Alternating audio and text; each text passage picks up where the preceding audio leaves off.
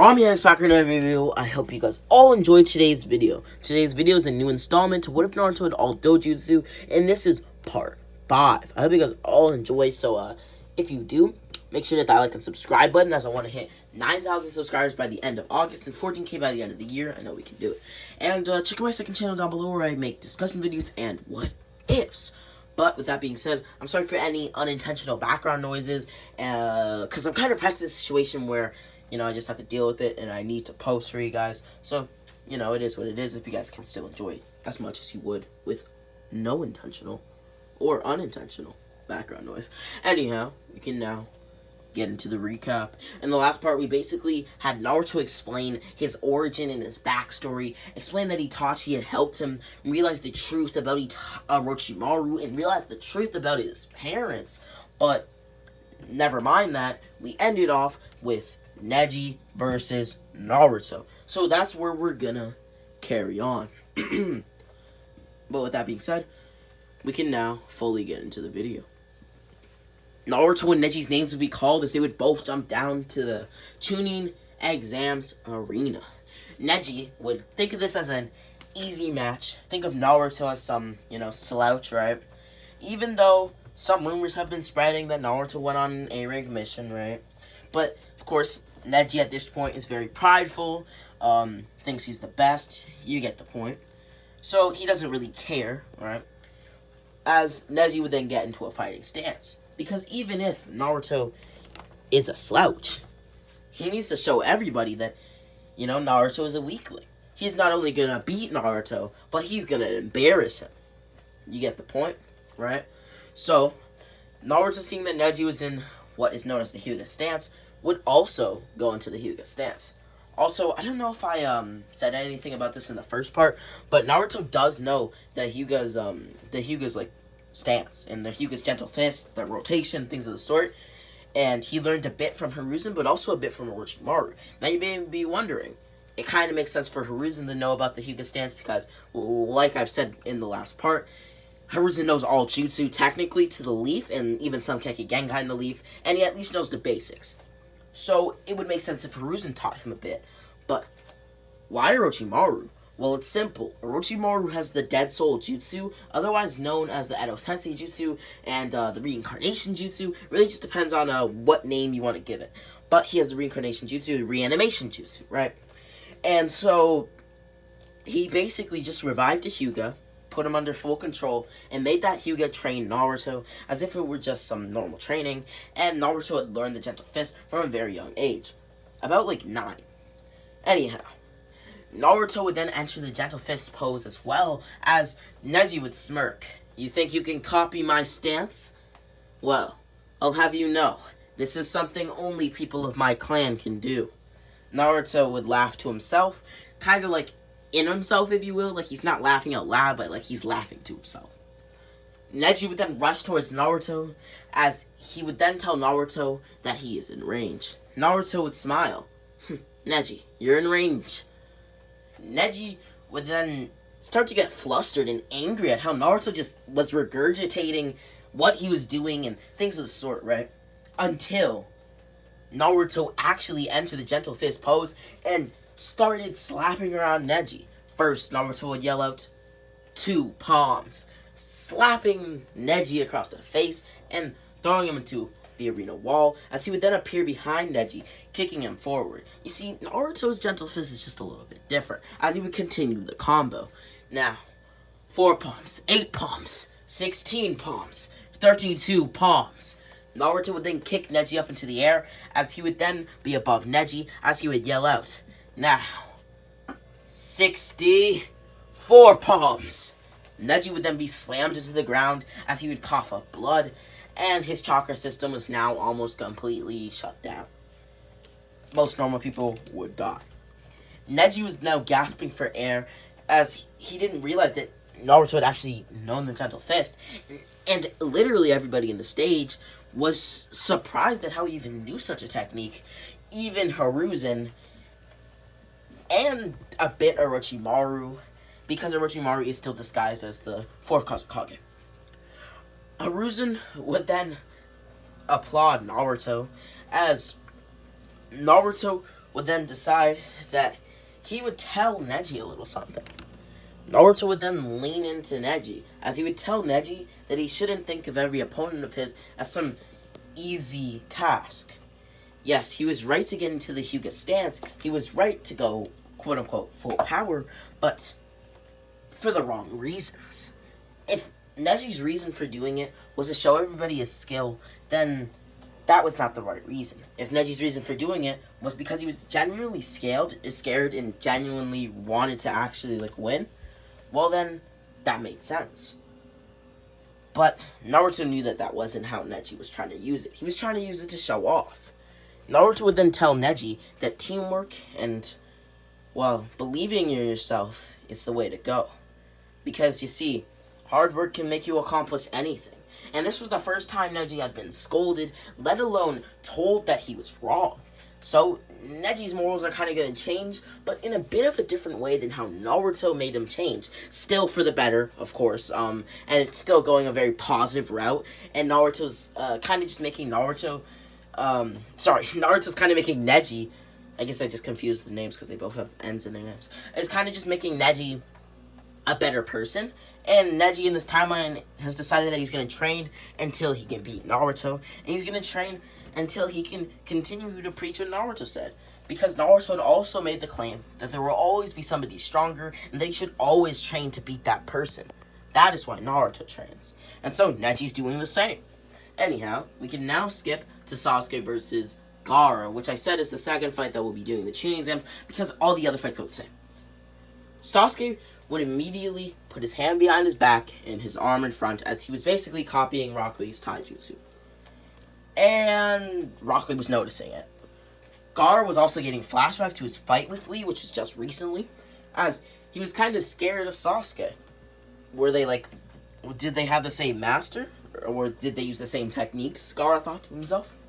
But as Gaara knew of Lee's powers, if you will, and his potential and his strength, if you will, he would basically go immediately all out because it was a close call in that Lee fight, and Gaara was actually kind of getting damaged. So he'd immediately create a dome around himself.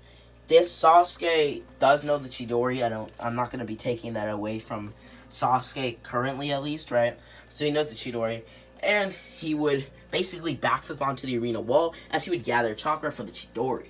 Kakashi and Guy would basically have their talk about how the lightning blade has once been used to cut a lightning bolt, and how it's known as 1,000 birds sometimes because it makes the chirping sound, stuff like that, right?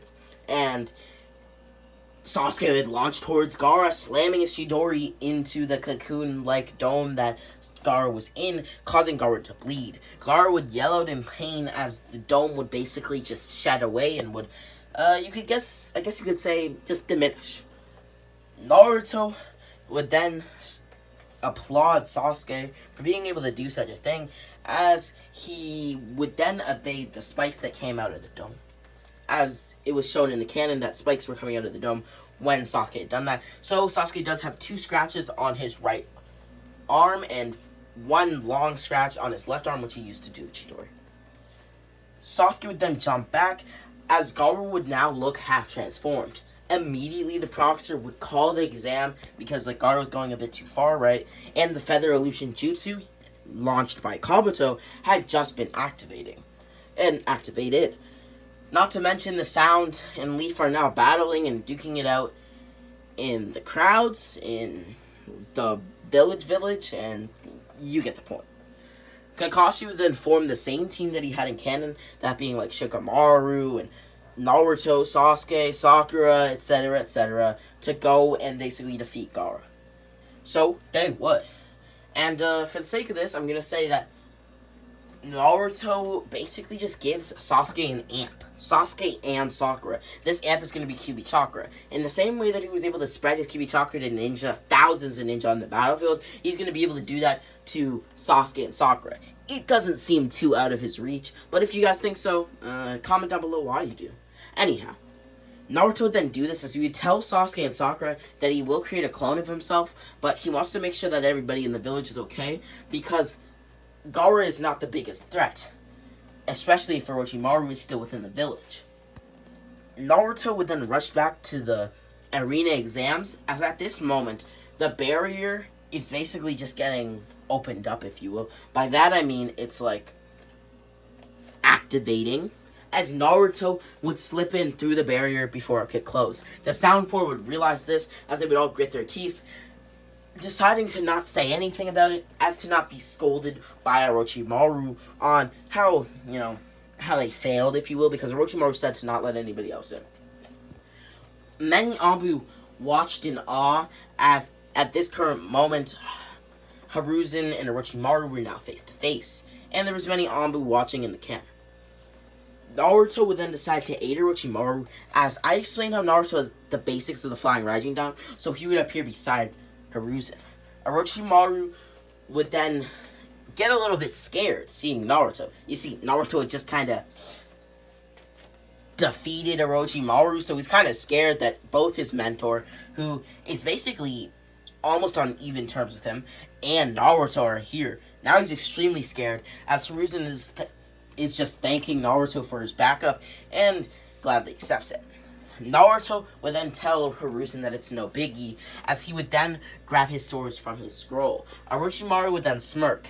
Well, even if you do have the power to defeat me, do you have the power to defeat them? Who are them? Naruto and Hiruzen would both ask in sync, as Orochimaru would explain. Now, Edo Tensei Jutsu. He would then summon both the first and second Hokage like he had in the original. Naruto would smirk. How interesting. Do you guys remember me? Since it was shown that Tobirama and Hashirama had a little bit of control and could actually create speech and stuff, they would actually nod and say, yeah, as Hiruzen would have another heart-filled moment, as he actually got to see Tobirama, which he hasn't seen, but he has seen, Hashirama decently recently, for a dead person, that is. But anyhow, Naruto would then decide to finish it pretty quickly, as he would grab 2 seals from his pocket, trying to rush over to them, but Hashirama's wood style made it kind of hard for Naruto to do so. Naruto would then decide to have a wood style-esque battle with Hashirama, as they would clash. Now, Hiruzen now only has to deal with Tobirama and Orochimaru. I think this is going to be a big task for Hiruzen, no doubt, but Naruto, seeing the odds that they're stacked up against, would create about 10 clones and would share his chakra with Hiruzen. This would give Hiruzen a bit of an advantage and would put him on exactly even footing with Orochimaru, who Orochimaru stated himself, if Hiruzen was 10 years younger, he might have beaten him. And this is now a 8 years younger Hiruzen in theory, at least the amp that's being provided by Naruto's chakra, that being the Kyuubi's chakra, etc., etc.